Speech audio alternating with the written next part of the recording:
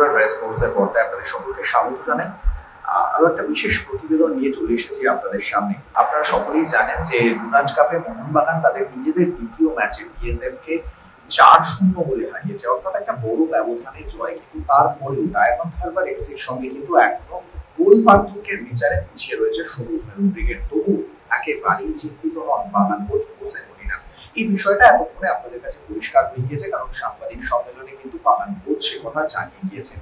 তাহলে আজকের এই ভিডিওতে আলোচনার বিষয়টা কি সেটা আপনাদেরকে একটু পরিষ্কার করে বুঝিয়ে দিই। মোহনবাগান চ্যাম্পিয়ন দল, এই কথাটা আলাদা করে আর বিশ্লেষণ করার বোধহয় প্রয়োজন নেই, কারণ গত মৌসুমে জোড়া ট্রফি জিতেছিল সবুজ মেরুন ব্রিগেড, যেখানে আইএসএল এর কাপ এবং লিগ শিল্ড করে তুলেছিল তারা। ডুরান্ড কাপের রানার্স আপ মোহনবাগান, তার আগের মৌসুমে ডুরান্ড কাপ চ্যাম্পিয়ন হন। অর্থাৎ পর কিন্তু একের পর এক ট্রফি জিতে চলেছে সবুজ মেরুন ব্রিগেড। আর সেই চ্যাম্পিয়ন তকমাটা, চ্যাম্পিয়ন মানসিকতাটাই বোধহয় গতকাল আরো একবার প্রমাণ করলেন মোহনবাগানের Spanish head coach Jose Molina. প্রথম ম্যাচে বাস্তব রায় যখন দল নামিয়েছিলেন মোহামেডান স্পোর্টিং এর বিরুদ্ধে, তিনি কিন্তু বিদেশি ফুটবলারদের পাননি।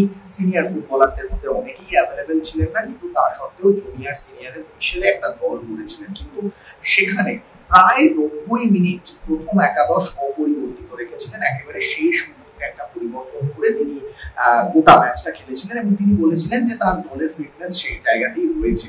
তবে এখানে যে ফিটনেসটাই বড় কথা নয়, সে কথা গতকাল প্রমাণ করলেন বাগান কোচ হোসে মলিনা।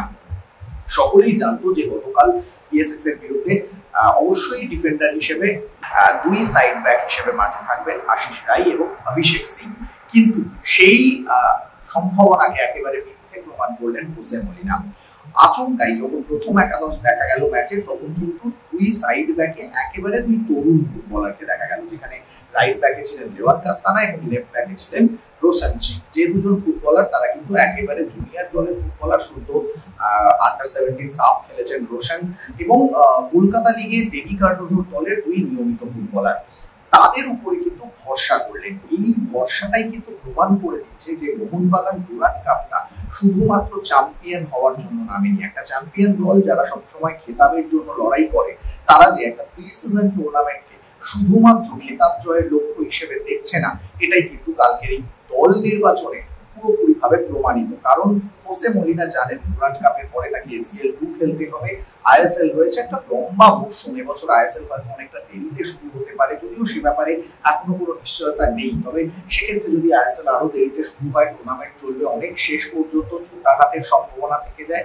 এবং সেই কারণেই প্রি সিজন টুর্নামেন্টে ঠিক যে বিষয়টায় গুরুত্ব দেওয়া প্রয়োজন, সেই বিষয়টাতেই কিন্তু গুরুত্ব দিলেন হোসে মলিনা, যেখানে তিনি তার রিজার্ভ বেঞ্চটাকে দেখে নিলেন। মলিনা কিন্তু চাইলে অভিষেক সিং এবং আশিস রায়কে রেখেই দল সাজাতে পারতেন, কিন্তু তিনি তা করলেন না। তিনি অভিষেক টেকচাম সিং এর বদলে রোশন সিং এবং অন্যদিকে তিনি আশিস রায়ের পরিবর্তে লিওয়ান কাস্তানাকে দেখে নিলেন, এবং তারা কিন্তু নিজেদের প্রমাণ করলেন, কোচের ভরসার দাম দিলেন।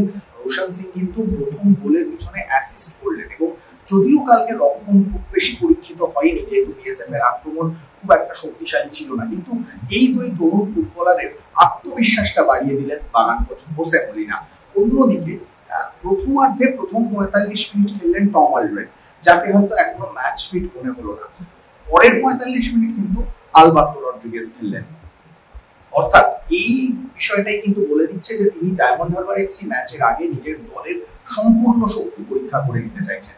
এমনকি ম্যাচের শেষ দিকে কিন্তু পাসান দর্জিতামানকেও মাঠে নামাতে দেখা গেল সোহেলবাটের পরিবর্তে, যেখানে সোহেলবাট কার্যকর হচ্ছিলেন না, সেখানে পাসান দর্জিতামানকে নামালেন। হয়তো চাইলে আরো বেশি সময় তাকে ম্যাচ টাইম দিতে পারতেন।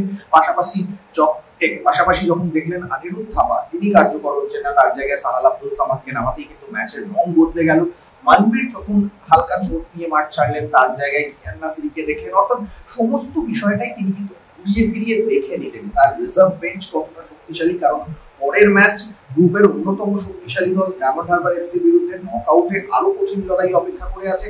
ডার্বির মতো বড় ম্যাচ হতে পারে। সব মিলিয়ে হোসে মলিনা তিনি যে একটা পরিষ্কার পরিকল্পনা নিয়েছেন, চ্যাম্পিয়ন দলের যে লক্ষ্যটা থাকা উচিত, ঠিক সেই লক্ষ্যটা নিয়েই যেন বিএসএফ ম্যাচে নিজের দলের জন্য সমস্ত রকম পরীক্ষা নিরীক্ষা সেরে রাখলেন বাগান কোচ। এখন দেখার, ইতিমধ্যেই কিন্তু বাকি বিদেশিরাও চলে এসেছে। আপনারা জানেন যে গতকাল মধ্যরাতেই জেসন কামেন্স এবং জেমি ম্যাকলারেন চলে এসেছে। হয়তো ডায়মন্ড হারবার এফসি ম্যাচে তিনি চাইলে তাদেরকে ব্যবহার করতে পারেন।